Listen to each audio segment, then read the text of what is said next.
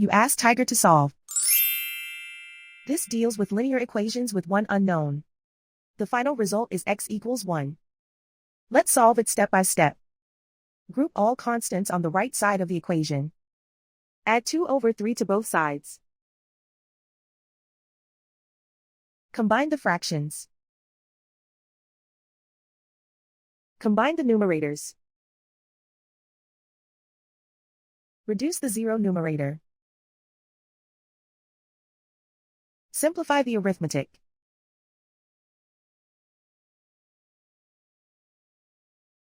Isolate the x. Multiply both sides by inverse fraction 3/2.